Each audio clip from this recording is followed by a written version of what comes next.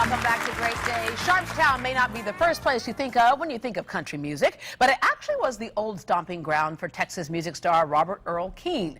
We caught up with the country crooner to find out the rest of the story, and how he went from Sharpstown to country town and became a staple in Nashville.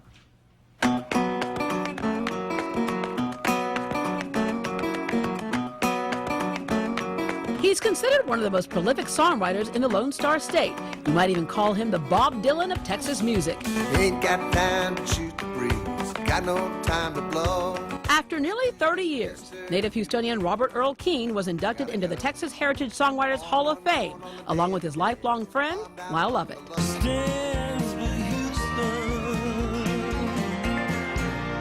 When I come to Houston, I always immediately, I don't know if it's because I grew up here, spent so many years here, I immediately feel comfortable. It's not like any other city in America for me. It's kind of like the bus pulls up, I feel like I just pulled into the driveway. And for a songwriter full of tall tales, Robert Earl doesn't disappoint when it comes to his own story. The first music I ever bought, I bought an LP record of the band Spirit, and I rode my bicycle 18 miles round trip from my house out there in Sharpstown to Bel Air to Don's record store, and I bought this record, going along like this, buy the record, then I'm carrying the record home, and I listened to it 100 times, and it's truly one of my favorite memories as far as how much music meant to me from an early age. I also saw a Cream concert here when I was 12 and got backstage somehow. I was only 12, but I got backstage and got to hang around with Eric Clapton and Ginger Baker, and that was pretty big. So how did a Sharpstown boy become a country boy? He moved to the Texas Hill Country, of course. Most of my music comes from sort of sitting outside or in a doorway and strumming and sort of just looking out at the landscape. I'm really landscape oriented. The road goes on forever. His name is often associated with Texas legend Willie Nelson. I just was a huge fan of Willie Nelson from early on. But Keen's musical path doesn't stop with Willie. He befriended another legend back during his days at Texas A&M. We'd sit on his porch and play music, me and my, good time buddies, beer drinking buddies. Lyle Lovett used to ride his bicycle by. He lived just a few houses down. He'd ride his bicycle by every day, and one time he pulls up in the yard and we're all kind of, okay, what's this guy doing? And he says, hey, I play music. And we say, here, play a song, and he played a song. And I thought, man, this guy really sings good, and he really plays good. He sounds different than we do.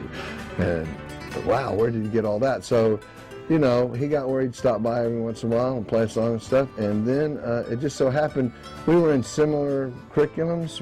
I was an English major and he was a journalism major. And so we ended up all of a sudden in like our second year in school, we ended up in a whole bunch of classes together, and we just got to be friends. So how does Keen overcome stage fright when playing to huge crowds all over the country? I'm a lot better one-on-one than I am with just like in a group of people just kind of chuckling and, whatever, mixing it up. I'm one of those really awkward people at a party, but when I'm on stage, I just feel like the audience is just another person that I'm talking to.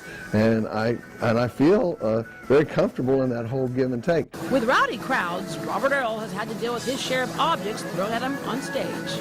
Well, I have had stuff thrown at me, and I've had weird, odd moments and stuff like that. I think almost everything that could happen has happened. I've had a guy one time in a place climbed up in the rafters, just like you'd see in a comedy movie or something. Climbed up in the rafters, to be like right there on top of it, and the whole roof fell down, and he fell down right there in front of me and on his head, and I'm like that, I'd drag him off stage.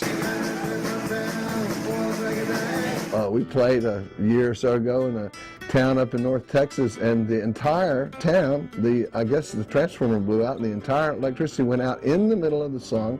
It took about 30 minutes to repair it, and everybody says, what are we going to do? What are we going to play? I said, we're going to start exactly where we stopped in that song. So as soon as the time just stood still, so as soon as the electricity kicked back on, we started right on that word and just went on. It was really fun. So what's next for Robert Earl? There's some talk of Lyle and I doing some shows together, just the two of us, and that might come in handy. I'm also writing this novel, one word at a time, so I figured that I might get, a couple pages written in 2013 and get that behind me. So, and when I say I do write it one word at a time, I'm not kidding. I'm not the worst prose writer, but I'm the slowest prose writer. I'm as slow with my prose as I am with, jogging. For Robert Earl Keen, the road truly goes on forever, performing over 130 concert dates each year. But there's one place he loves to come home to. It's hard to explain to people that don't live in Houston what is so great about Houston, but if you stay here long enough, there's a certain feeling that you get from no other place, and it's not real apparent right off the bat. And I ran into this lady out in San Francisco.